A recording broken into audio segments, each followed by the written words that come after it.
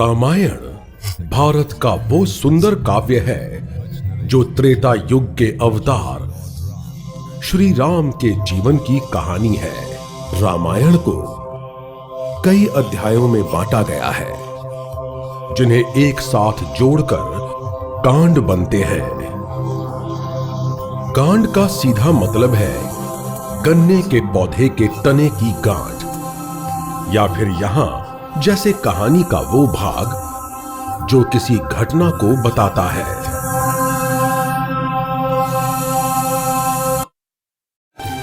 एक समय की बात है जब इक्ष्वाकु कुल के शक्तिशाली राजा राज किया करते थे। उसी कुल के एक विख्यात राजा थे राजा मनु, जिन्हें मनुष्य जाति के सबसे पहले राजा का दर्जा दिया गया। राजा मनु ने सरयू नदी के किनारे एक सुंदर नगर बसाया जिसे कोसल के नाम से जाना गया। कोसल राज्य ना सिर्फ सुंदर था बल्कि उसके राजमार्ग भी पक्के थे। नगर में खूबसूरत नदियां और सुंदर पेड़ पौधे और फूल थे। महाराज मनु के बाद महाराज दशरथ के राज करने का समय आ गया। महाराज दशरथ की 3 रानियां थीं। महाराज दशरथ बहुत तेज और चतुर थे। उनके पास दुनिया के सबसे अच्छे मंत्री थे, लेकिन उन्हें एक दुख था, उनकी कोई संतान नहीं थी। एक दिन महाराज, आप थोड़ा परेशान लग रहे हैं। शायद आपका मन कहीं और है। प्रिय मंत्री, मेरे पास ईश्वर का दिया सब कुछ है। मैं धनवान हूँ, शक्तिशाली हूँ, लेकिन मेरी कोई औलाद नहीं। मेरे बाद इस राज्य को कौन संभालेगा? महाराज, अगर हम अश्वमेध यज्ञ करें तो संभव है। भगवान की दया से आप एक पिता अवश्य बन जाएंगे। इस यज्ञ का आयोजन कैसे होगा? महाराज, आप वो सब मुझ पर छोड़ दीजिए, लेकिन हमें दूसरे देशों के सभी राजाओं और समस्त ऋषियों को यहाँ बुलाना ही होगा।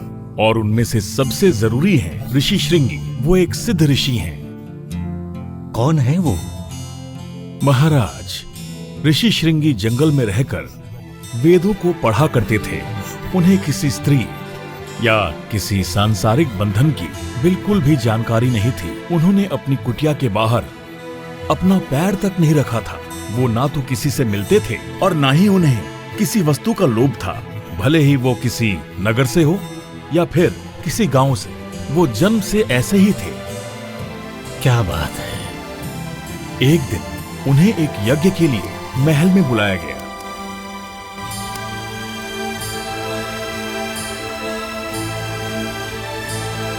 वहीं महाराज रोमपद ने अपनी बेटी शांता का विवाह ऋषि श्रृंगी से करवा लिया। और उसी दिन से ऋषि श्रृंगी अंग प्रदेश में अपनी पत्नी शांता के साथ हंसी खुशी रहने लगे। ऋषि श्रृंगी का किसी भी राज्य में होना उस राज्य के लिए बहुत ही अच्छा होता है। उनके कदम राज्य में पड़ते ही उस राज्य में खुशहाली आ जाती है। महाराज, ठीक है, आप जाइए और अश्वमेध यज्ञ की तुरंत तैयारी शुरू कीजिए।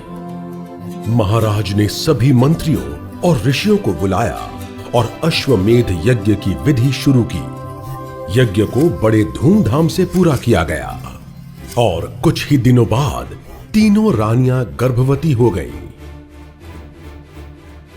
पहली रानी का नाम था रानी कौशल्या, दूसरी थी रानी सुमित्रा और तीसरी का नाम था रानी कैकेयी। महाराजा दशरथ खुशी से फूले नहीं समा रहे थे। शीघ्र ही रानी कौशल्या ने एक बेटे को जन्म दिया। वो बिल्कुल किसी देवता जैसा दिखाई देता था। इस बच्चे की आंखें कमल के फूल जैसी थीं, लंबे हाथ थे, गुलाब की पंखुड़ी जैसे होंठ थे और प्यारी बोली थी। इस बच्चे का नाम रखा गया राम। फिर रानी सुमित्रा के 2 बेटे हुए, लक्ष्मण और शत्रुघ्न, और रानी कैकेयी ने भरत को जन्म दिया। राजकुमारों के जन्म से अयोध्या नगरी में खुशी की लहर दौड़ गई। पूरा नगर किसी त्योहार की तरह सजा दिया गया।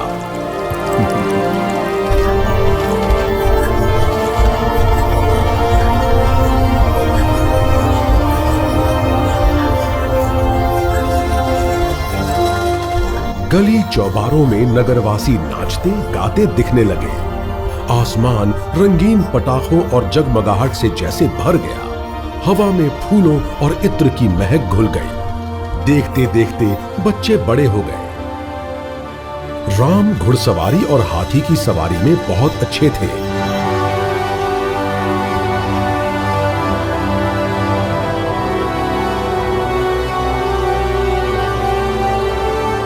उन्हें रथ चलाना भी बहुत अच्छी तरह आता था और वे धनुष चलाने में भी सबसे आगे थे।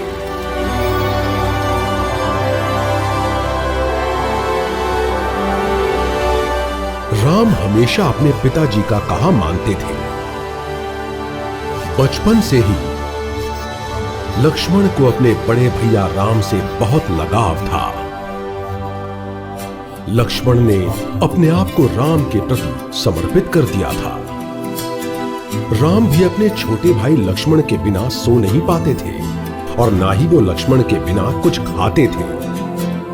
लक्ष्मण के छोटे भाइयों भरत और शत्रुघ्न को भी राम से बहुत लगाव था। भरत भी राम के ऊपर जान छिड़कते थे। महाराज दशरथ को अपने बेटों पर बहुत गर्व था। ये सभी हर तरह से काबिल और नेक थे। एक दिन जब चारों भाई खेल रहे थे, सुनो राम, हमें पता है कि तुम धनुष चलाने में सबसे तेज हो। क्या तुम उस कुबड़ी महिला के मटके को इस पत्थर से फोड़ सकते हो? बताओ। बिल्कुल फोड़ सकता हूँ, लेकिन उस बुढ़िया के मटके को फोड़कर मैं उसे तकलीफ नहीं देना चाहता। मुझे तुम कोई और लक्ष्य दे दो। अरे नहीं नहीं, तुम्हें वही लक्ष्य साधना होगा। हम लोग तुम्हें कोई दूसरा लक्ष्य नहीं दे सकते।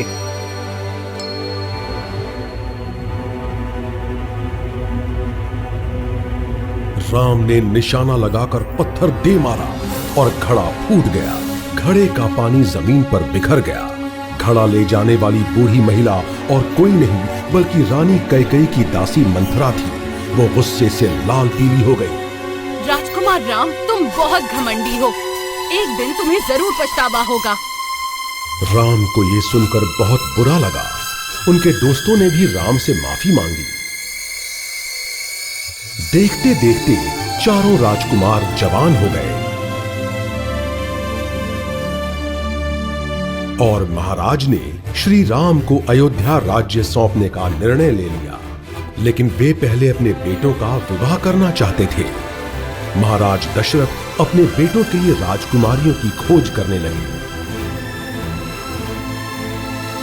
एक दिन एक सिद्ध गुरु और ऋषि विश्वामित्र महाराज दशरथ से मिलने पहुंचे।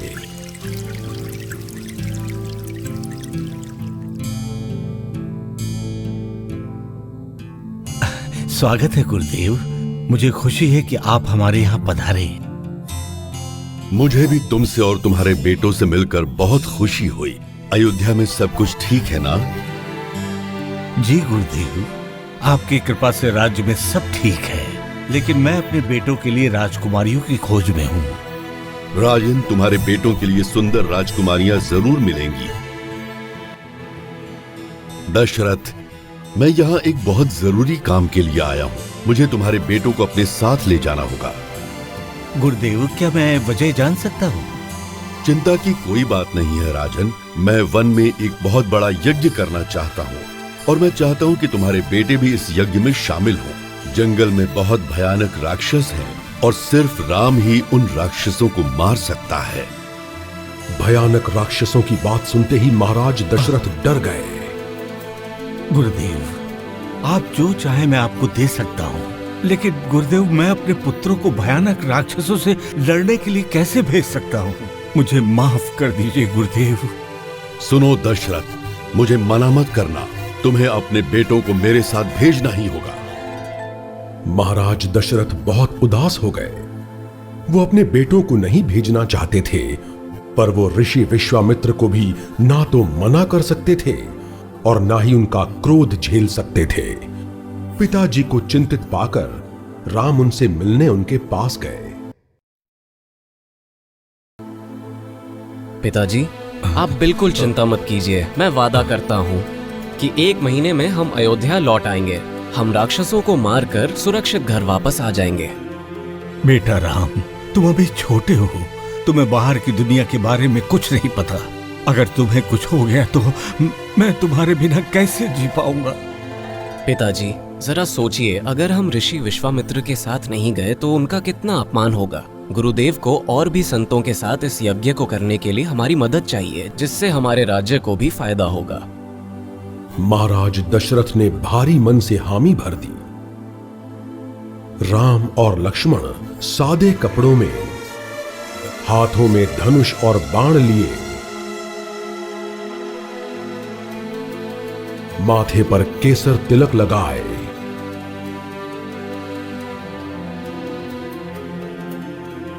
ऋषि विश्वामित्र के साथ जंगल के लिए निकल पड़े।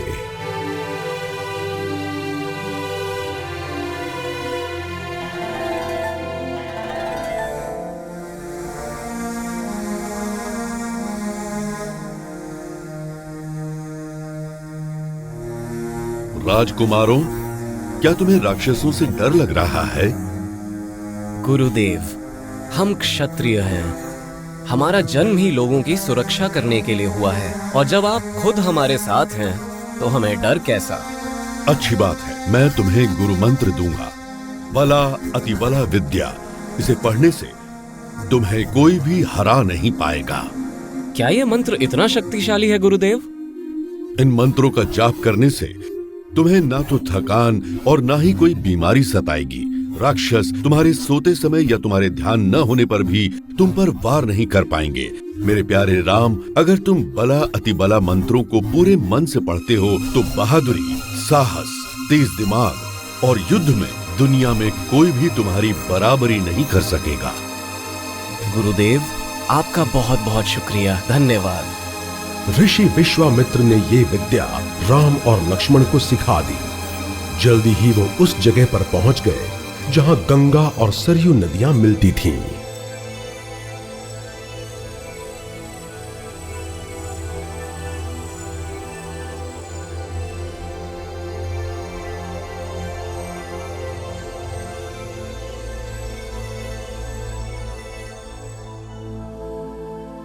राजकुमारों, सभी संत और ऋषि मुनि यहाँ से कुछ दूरी पर यज्ञ करना शुरू करेंगे, जिससे देवी देवता यहाँ आकर लोगों की भलाई और खुशहाली के लिए वरदान देंगे। इसलिए ये बहुत जरूरी है कि यज्ञ पूरे ध्यान और जिम्मेदारी से किया जाए। यज्ञ में किसी भी तरह की रुकावट और बाधा नहीं आनी चाहिए, और तुम दोनों को इन सभी बातों का ध्यान रखना होगा। जी गुरुदेव, चिंता न करें, हम यहाँ सभी बातों का ध्यान रखेंगे। तुम्हें एक और काम करना होगा राम। जी अवश्य गुरुदेव, बताइए। जंगल में एक भयानक राक्षसी ताड़का रहती है, जिसे तुम्हें मारना होगा। उसे मारे बिना हम इस घने जंगल को पार नहीं कर पाएंगे। पर गुरुदेव, ताड़का एक स्त्री है, मैं उन्हें कैसे मारूं? तुम ये सब मत सोचो राम। जन्म के वक्त वो एक सुंदर लड़की थी। उसका एक बेटा भी है, मारीच। मारीच ने ऋषि अगस्त का अपमान किया, जिन्होंने उसे श्राप दे दिया। इस पर ताड़का गुस्से में ऋषि अगस्त को मारने आ पहुंची। ऋषि ने उसे भी श्राप दे दिया, जिससे वो एक नरभक्षक राक्षसी बन गई। वो लोगों को परेशान करती है। तुम्हें उसे मारना ही होगा राम। जैसी आपकी आज्ञा गुरुदेव। अगले ही दिन सूरज निकलने से पहले ऋषि विश्वामित्र राम और लक्ष्मण के साथ घने जंगल को पार करने के लिए निकल पड़े।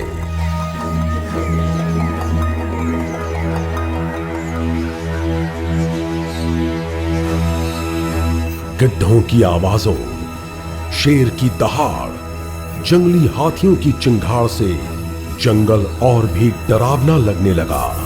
लेकिन राम और लक्ष्मण इस डर को पीछे छोड़ आगे बढ़ते गए।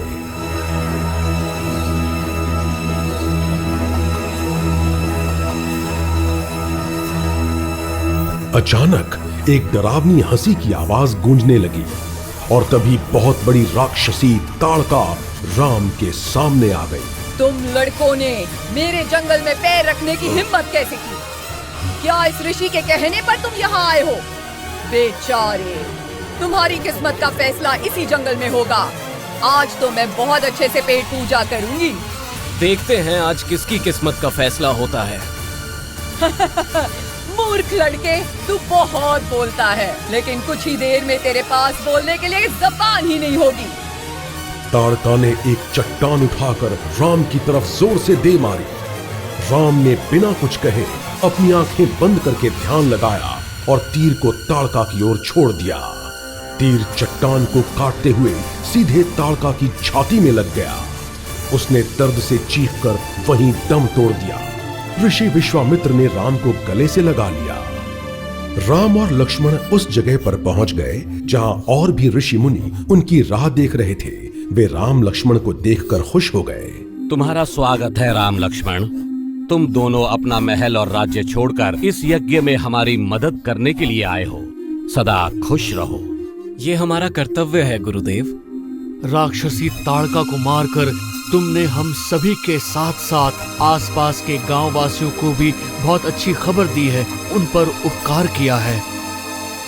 गुरु विश्वामित्र, मिथिला प्रदेश के राजा जनक के पास एक सुंदर धनुष है जो उन्हें भगवान शिव ने उपहार स्वरूप दिया है।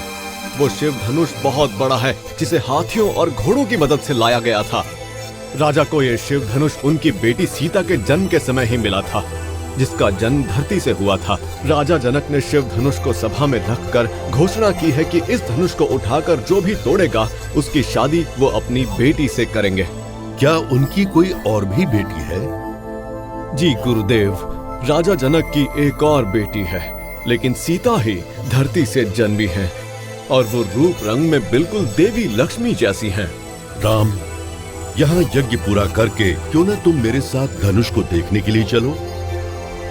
हम भी यही चाहते हैं गुरुदेव। जैसा आप कहें गुरुदेव।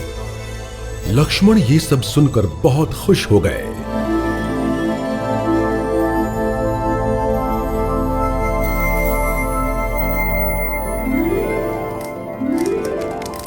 अगले ही दिन सभी ऋषि मुनि अग्निदेव के सामने मंत्र पढ़ने लगे और सभी ध्यान में लग गए।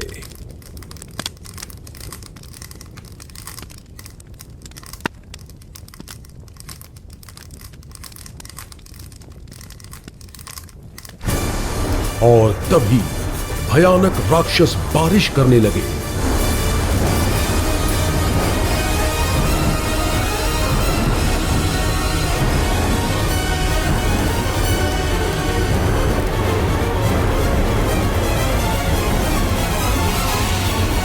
रुकावट डालने के लिए पवित्र अग्नि में मांस फेंकने लगे।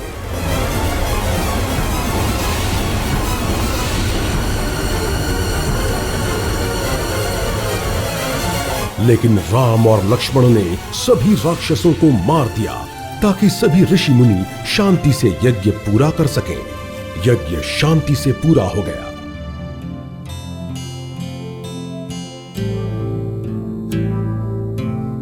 ऋषि विश्वामित्र के साथ साथ सभी ऋषियों ने राम और लक्ष्मण को ढेरों आशीर्वाद दिए, जिसके बाद दूसरे दिन वे मिथिला नगरी के लिए निकल पड़े। मिथिला नगरी जैसे किसी त्योहार के लिए सजाई गई थी। देश विदेश के राजा वहां शिव धनुष को देखने और उठाने के लिए आए हुए थे, लेकिन जब उन्होंने उस बड़े से शिव धनुष को देखा तो वो डर के मारे उसके पास तक न जा सके।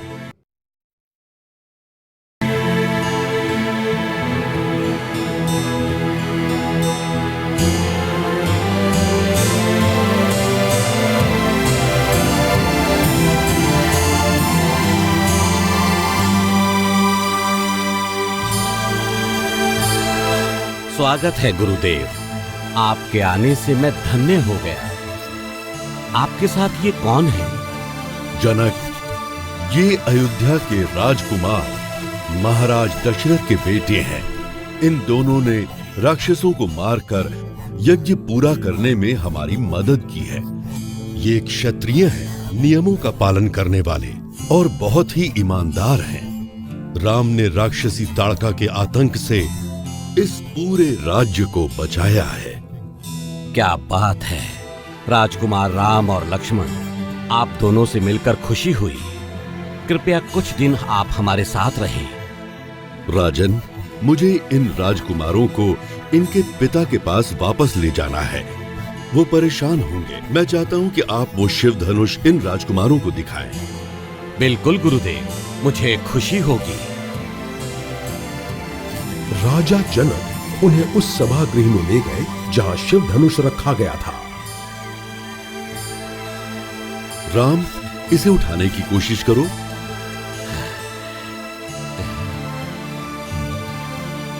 राम चौंक गए। पर गुरुदेव, ये तो स्वयंवर के लिए रखा गया है। इसीलिए मैं चाहता हूँ कि तुम एक बार कोशिश करो। राजा जनक की खुशी की कोई सीमा ना रही। राम, भगवान शिव का नाम लेकर धनुष को उठाओ। भैया, आप कर सकते हैं, प्रयास कीजिए। पूरी सभा दिल थाम कर राम की तरफ देख रही थी।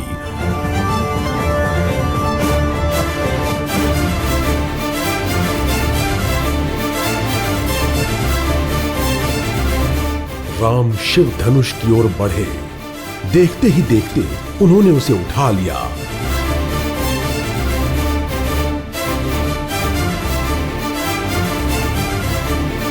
और उसे तोड़ भी दिया। और तभी उन्होंने सीता की तरफ देखा। सीता तो राम को देखते ही उन्हें पसंद करने लगी। राम सीता को देखते ही रह गए। वहीं राम को इतना सुंदर पाकर सीता खो सी गई। राम भी सीता की सुंदरता में डूब से गए। सीता की सुंदरता के लिए शब्द नहीं थे। वो रेशमी कपड़ों में हीरों और मोतियों से सजी हुई थी। सीता महालक्ष्मी का अवतार थी, जो ऐश्वर्य की देवी है। सीता को देखते ही राम को सीता से प्यार हो गया। सभी लोग अपनी जगह खड़े हो गए। उन्हें अभी भी विश्वास नहीं हो रहा था कि शिव धनुष को तोड़ दिया गया है। राजा जनक भी बहुत खुश थे। लक्ष्मण ने भैया राम को गले से लगा लिया। राम ने ऋषि विश्वामित्र से आशीर्वाद लिया। सदा खुश रहो राम। तुम्हारी एक और बेटी है ना जनक? जी गुरुदेव, उसका नाम उर्मिला है। उसकी शादी तुम लक्ष्मण से करा दो। मैं अभी खुशी शब्दों में नहीं कह पाऊंगा। मैं आपका आभारी रहूंगा गुरुदेव। महाराज दशरथ को दोनों बेटों की शादी की सूचना मिली और वो बहुत खुश हुए। वो तुरंत ही राम और लक्ष्मण की शादी के लिए मिथिला निकल पड़े। राजा जनक, महाराज दशरथ और ऋषि विश्वामित्र ने बड़ी धूमधाम से रात के खाने की तैयारी की। राजा जनक, क्या राजा कुष्ठध्वज तुम्हारे भाई हैं? जी हाँ गुरुदेव, उनकी दो प्यारी बेटियां हैं, मांडवी और श्रुतकीर्ति।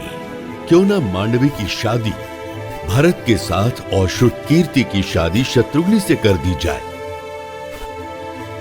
राजा जनक और महाराज दशरथ ऋषि विश्वामित्र की बात सुनकर चौंक गए और खुश भी बहुत हुए।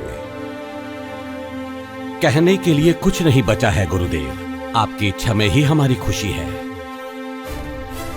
मिथिला नगरी सर से पांव तक जैसे दुल्हन की तरह सज गई। चारों ओर बस खुशी का माहौल था। राम और सीता की शादी हो गई। बाल कांड में श्री राम के जन्म, उनके बचपन, उनका और डरावने राक्षसों का युद्ध, शिव धनुष का तोड़ना और सीता के साथ धूमधाम से की हुई उनकी शादी के बारे में बतलाया गया है। लेकिन फिर भी वीर श्री राम और सुंदर सीता देवी की शादी के बारे में बाल कांड में जितना भी कहा जाए वो कम ही है। अयोध्या कांड, ये रामायण की कहानी का सबसे खास हिस्सा है। यहां से श्री राम का जीवन बदल जाता है। श्री राम ही इस कहानी के नायक हैं, क्योंकि उनके जैसा जिम्मेदार और अच्छा इंसान दुनिया में और कोई भी नहीं है। राम अपने पिताजी से बहुत प्यार करते थे और वो अपने भाइयों की भी परवाह करते थे। उन्होंने अपने जीवन में कभी भी अपने से ज्यादा दूसरों की परवाह की। उनका जन्म एक महल में राजकुमार बनकर हुआ, लेकिन उन्होंने जीवन में शरीर से और मन से बहुत तकलीफें झेली। राम अपने स्वभाव और गुणों के लिए युगों युगों तक याद किए जाएंगे।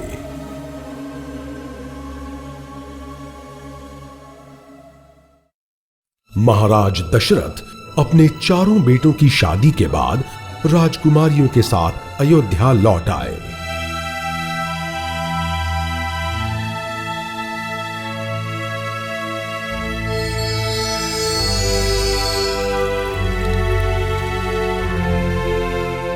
वो खुश थे, उनके मन में शांति थी।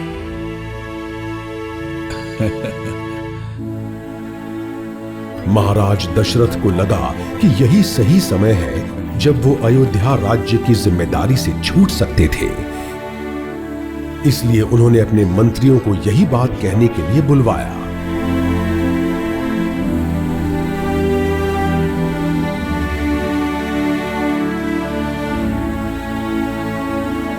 आप सभी का स्वागत है मंत्रियों। मैं आप सबसे एक जरूरी बात करना चाहता हूं। सभी लोग दिल थाम कर महाराज के बोलने का इंतजार करने लगे।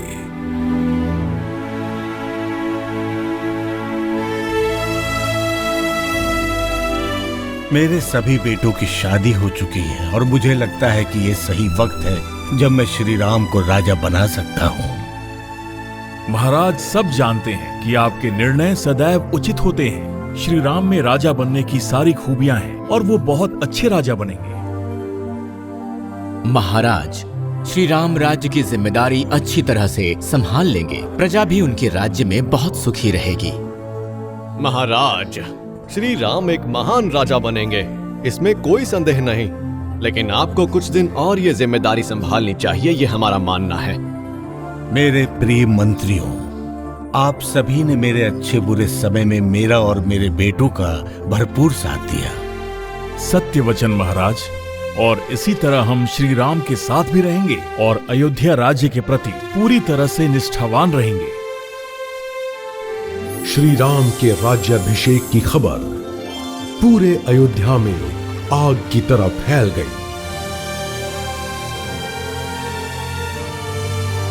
पूरे प्रदेश में सुख की लहर दौड़ गई। जैसे हर घर में फूलों की कलियां उगने लगी, छोटे बच्चे खुशी से गलियों में नाचने लगे।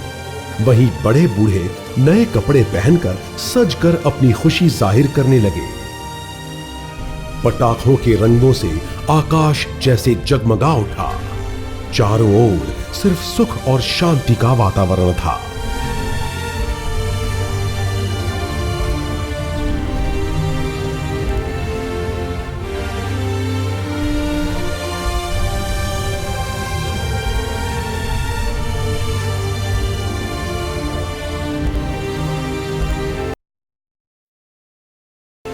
वहीं रानियों के कक्ष में महाराज दशरथ की तीनों रानियां भी बहुत खुश थीं।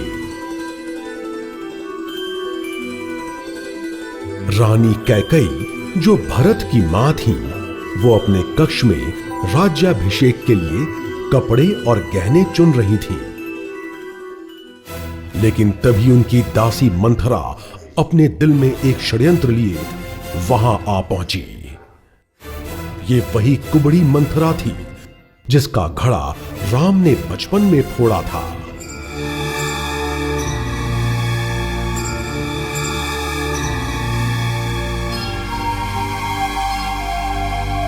महारानी, मैंने कोई खबर सुनी है, क्या ये सच है? तुम्हारा मतलब राम का राज्याभिषेक? जी महारानी, पर आखिर आपने ये बात कैसे मान ली? इसमें गलत क्या है? राम भी तो मेरा बेटा है। लेकिन अब सिर्फ कौशल्या को महारानी का सम्मान दिया जाएगा और आपको बिल्कुल भी नहीं। आपको छोटी छोटी बातों के लिए उससे पूछना पड़ेगा। दासी मंथरा ने रानी कैकेयी के अहम पर वार किया। रानी कैकेयी ये सुनकर परेशान हो गई। तो अब मुझे क्या करना होगा मंथरा? महारानी, महाराज से कहिए कि आपके बेटे को राजा बना दे। तो राम का क्या होगा?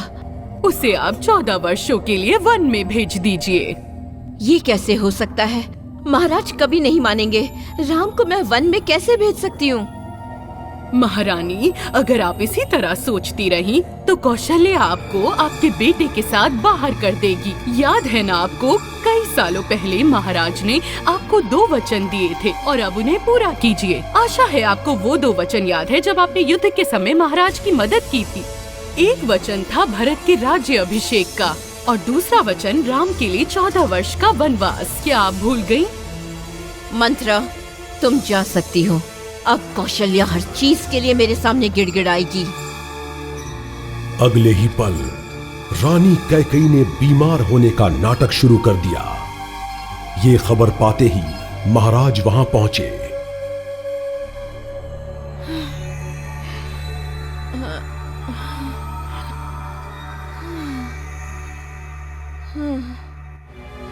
कैकेयी, ये आज तुम्हें क्या हुआ? मैंने वैद्य जी को खबर भिजवा दी है, तुम्हें आराम करना चाहिए। मैं शरीर से तो नहीं, लेकिन मन से बीमार हूँ। क्या कह रही हो तुम? कल राम का राज्याभिषेक है और कितना सारा काम बाकी है। महाराज, उम्मीद है आपको याद होगा, कई साल पहले आपने मुझे 2 वचन दिए थे। हाँ, याद है, लेकिन आज ही तुम वचन की बात क्यों कर रही हो? अब उन्हें पूरा कीजिए। मैं चाहती हूँ कि आप मेरे बेटे भरत को राजा बनाकर राम को 14 साल के लिए वनवास भेज दें। क्या कहा? कैकेयी? रानी कैकेयी की ये बात सुनते ही महाराज बेहोश हो गए।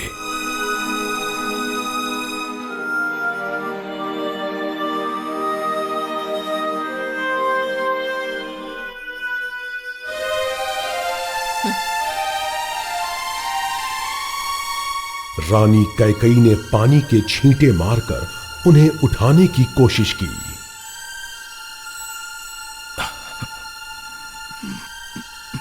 कुछ देर बाद महाराज दशरथ ने आंखें खोली।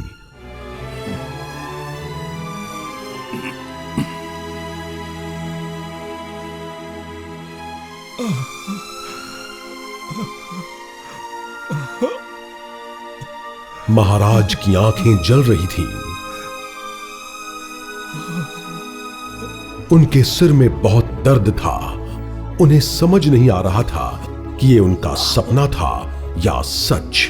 वो बेहद दुखी और परेशान हो गए।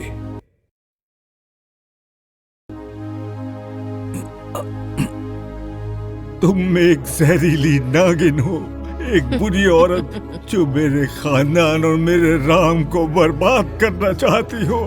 बताओ, मैंने या मेरे राम ने तुम्हारा क्या बिगाड़ा है? बताओ मुझे। हे ईश्वर, इतने साल से मैं एक नागिन के साथ रह रहा था। ये क्या पाप हो गया मुझसे? आप एक नेक और वचन प्रिय राजा हैं महाराज। आप अपने वचन से पीछे नहीं हट सकते। बकवास बंद करो। जब राम ने हमेशा तुम्हें अपनी माँ से भी बढ़कर माना, तुम किस भूल की उसे सजा दे रही हो? तुम्हारे पास दिल नहीं है। किस भूल के लिए मैं बेटे राम को वन में भेज दूं और मैं अपने छोटे बेटे भरत को राजा कैसे बना दूं? ये धरती बिना सूरज के रह सकती है, लेकिन मैं बेटे राम के बिना नहीं रह सकता। क्यों? भरत आपका बेटा नहीं है? तुम याद रखना, जब तुम ये सब भरत से कहोगी, वो जिंदगी भर तुम्हारा मुंह नहीं देखेगा। मैं तुम्हारे पैर पड़ता हूँ, मेरी बात मान जाओ। रानी कैकेयी महाराज को बस सुनती रही। उन्होंने कुछ नहीं कहा। इस वंश में पहली बार ऐसा घोर अनर्थ होने जा रहा है। तुम्हारे मन में जहर घोला है। तुम्हें पता नहीं तुम क्या कर रही हो। और ये वही वंश है महाराज, जहाँ कोई भी वचन कभी खाली नहीं जाता। और मुझे उम्मीद है महाराज कि आप भी रघुवंशियों की तरह अपने वचन को पूरा करेंगे। तुम कायर हो। तुम्हें राम को वन में भेजकर क्या मिल जाएगा, वो भी 14 वर्षों के लिए। राम उस भयानक वन में कैसे रह पाएगा? कैकेयी, मैं एक बूढ़ा बाप तुमसे भीख मांग रहा हूँ। दया करो इस लाचार बाप पर।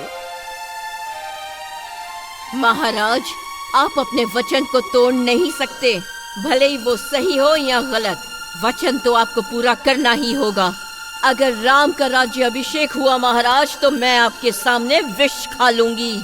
कौशल्या को एक राजा की माँ बनते हुए देखने से तो अच्छा होगा कि मैं मर जाऊं।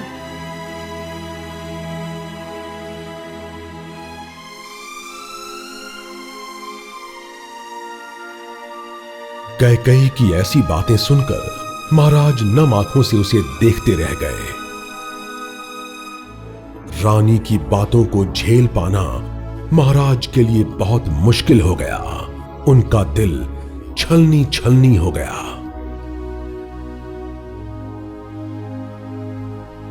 महाराज दशरथ पूरी तरह टूट गए और वो किसी अभागे की तरह जमीन पर बैठ गए।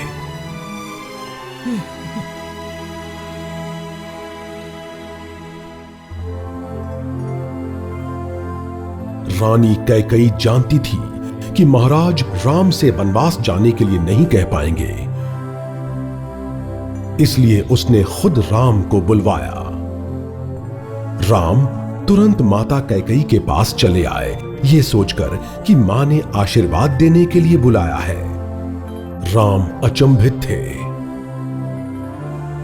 उन्होंने पहली बार अपने पिता की ऐसी हालत देखी थी।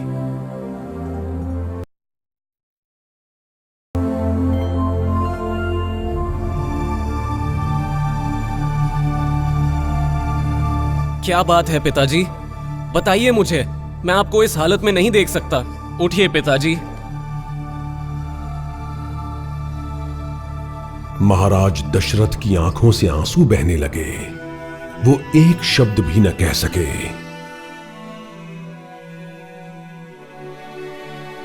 राम, तुम्हारे पिताजी अब कुछ नहीं कह पाएंगे। कई वर्षों पहले उन्होंने मुझे 2 वचन दिए थे और मैंने उनसे कहा कि मुझे वो अभी चाहिए। मेरे पुत्र भरत का राज्य अभिषेक होगा और तुम्हें ये राजमहल छोड़कर 14 वर्षों के लिए वन में रहना होगा। इतना सुनते ही श्री राम का चेहरा चमक उठा।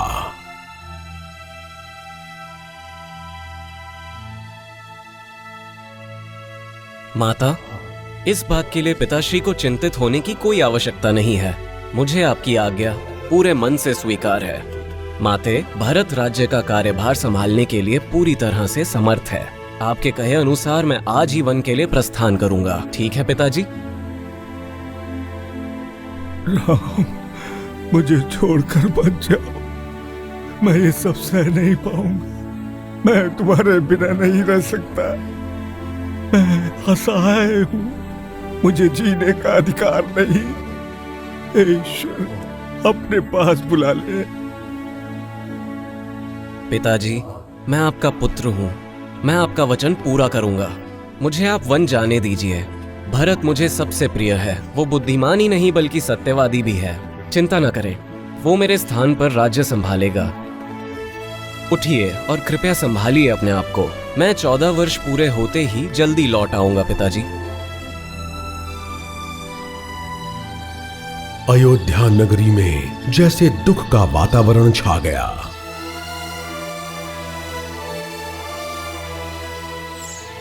पूरी प्रजा राम को वनवास भेजने के आदेश का विरोध करने लगी।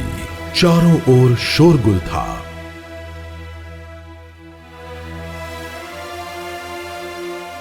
और यहां राम अपनी मां कौशल्या को संभाल नहीं पा रहे थे। कौशल्या के पास बोलने के लिए शब्द नहीं थे।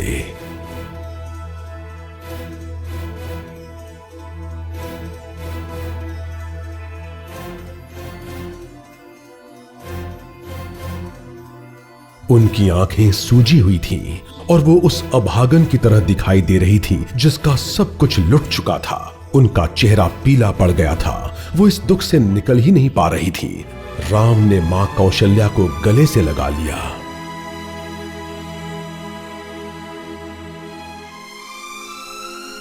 राम, मुझे अकेला छोड़कर मत जाओ। मैं ये सब बिल्कुल नहीं सह पाऊंगी। राम, मुझे भी अपने साथ ले चलो। माँ, आप मेरे साथ चली गईं तो पिताजी का ध्यान कौन रखेगा? राम ने अपनी रोती मां को फिर से गले लगा लिया।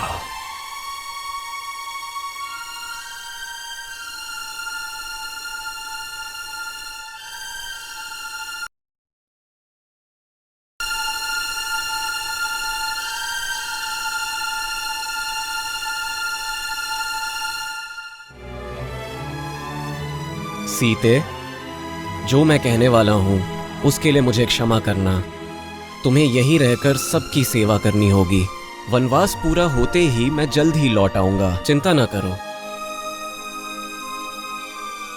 आप जहाँ होंगे वही मेरे लिए अयोध्या है स्वामी।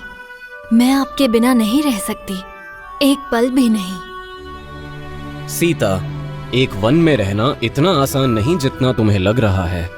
मेरी बात मानो, तुम एक राजकुमारी की तरह पली बड़ी हो, इसलिए तुम जंगल में नहीं रह पाओगी।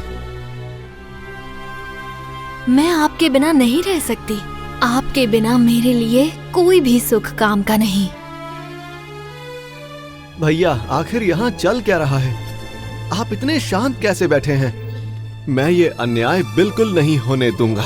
मैं देखता हूँ कि कौन आपका राज्याभिषेक रोकता है। आप कहीं नहीं जाने वाले। लक्ष्मण, अगर खुद माँ ने ये आदेश दिया है तो क्या हम उनकी आज्ञा का पालन नहीं करेंगे? बताओ मुझे। भैया, मुझसे पिताजी की हालत देखी नहीं जा रही। यहाँ सब लोग बहुत बुरे हैं। लक्ष्मण, तुम पिताजी और माताओं का ध्यान रखना। भैया, ये आप क्या कह रहे हैं? मैं आपके बिना कैसे रह सकता हूँ? मैं भी आपके साथ चलूंगा। लक्ष्मण, तुम्हारी पत्नी है, तुम मेरे साथ नहीं आ सकते। मान जाओ मेरी बात। भैया राम, आप मेरे लिए सबसे ऊपर हैं। चाहे वो कोई भी हो, मैं आपके साथ ही रहूंगा और हमेशा आपका साथ दूंगा। लक्ष्मण का प्यार देखकर राम भावुक हो गए।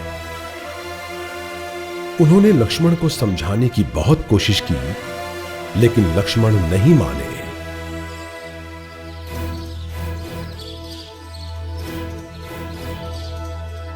अगले दिन पूरी अयोध्या नगरी के सामने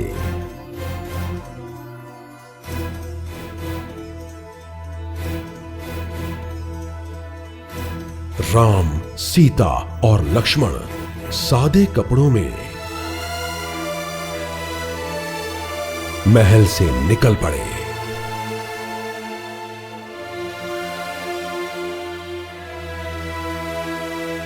अयोध्या के लोगों की आंखों में आंसू थे।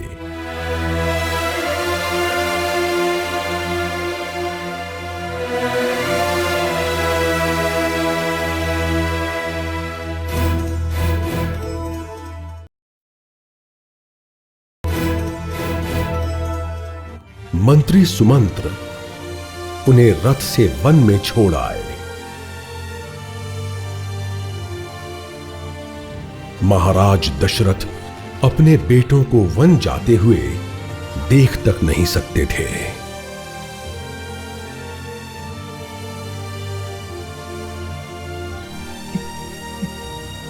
वो लड़खड़ाकर जमीन पर गिर गए। महारानी कौशल्या भागकर उनके पास पहुंच गई। कैकेयी ने भी उन्हें उठाने की कोशिश की, लेकिन उन्होंने कैकेयी का हाथ झड़क दिया। तुम मुझे छूने का अधिकार खो चुकी हो। आज से ना तुम मेरी पत्नी हो और ना ही मैं तुम्हारा पति। मैंने आज तक तुम्हारी हर बात मानी, लेकिन अगर मेरी मृत्यु होती है तो भारत को मेरे अंतिम संस्कार का अधिकार नहीं मिलेगा। कौशल्या महाराज को उनके कक्ष में ले गई। अचानक महाराज को अपने पुराने दिन याद आने लग गए।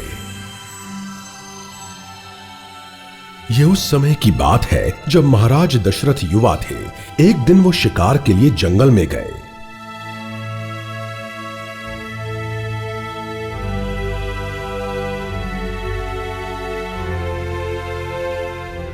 उस जंगल में एक बूढ़े दंपति रहते थे जो न देख पाते थे और न ही चल फिर सकते थे। उनका एक बहुत ही अच्छा और नेक दिल बेटा था। वो अपने माता पिता की बहुत सेवा करता था। एक दिन जब वो उन्हें टोकरी में बिठाकर ले जा रहा था तो माता पिता को प्यास लगी।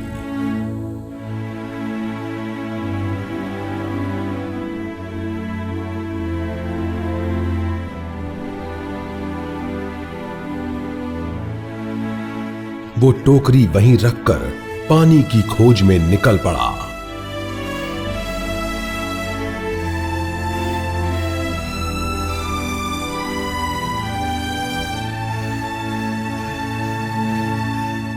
एक छिछले कुएं में उसे पानी मिला और वो उसे निकालने के लिए कुएं के अंदर चला गया। उसी पल महाराज दशरथ जो वहीं से जा रहे थे, उन्हें कुएं से हलचल सुनाई दी, जिसे उन्होंने हिरण समझ लिया।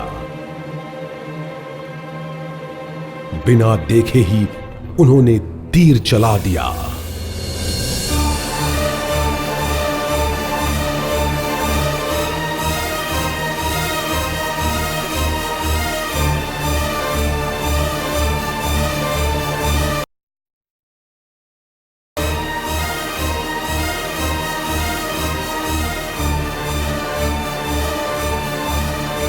वो तीर सीधा उस लड़के को जा लगा।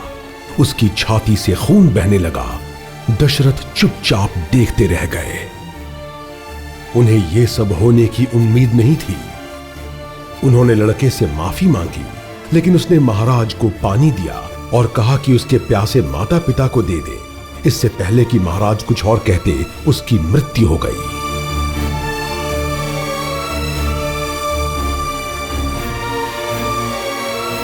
महाराज दशरथ पानी लेकर उसके माता पिता के पास पहुंचे और उन्होंने अपनी भूल उन्हें बता दी। दृष्टिहीन माता पिता रोने लगे। लड़के के पिता ने महाराज दशरथ को श्राप दिया कि उनकी ही तरह वो भी अपने अंत समय में बेटे के लिए इसी तरह तड़पेंगे। महाराज के दिमाग में जैसे सब कुछ घूमने लगा। उन्होंने यही बात कैकेयी को बताई। ये सब सुनकर कैकेयी बहुत दुखी हुई और रोने लगी। मंत्री सुमंत्र राम को वन में छोड़कर महल लौट आए।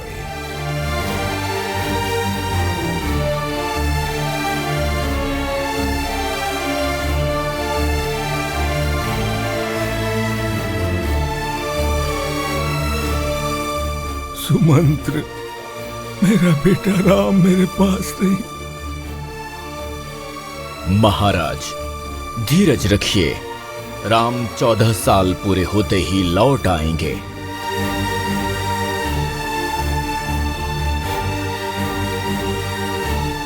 इस दुख से महाराज अपना मानसिक संतुलन खो बैठे थे। वो चुप हो गए और पूरे समय सिर्फ राम को याद करते रहते थे। राम न सिर्फ सच बोलने वाले, ईमानदार, अच्छे स्वभाव के थे, बल्कि बड़ों का आदर भी करते थे। राम, लक्ष्मण और सीता घने जंगलों में गोदावरी नदी के किनारे रहने लगे।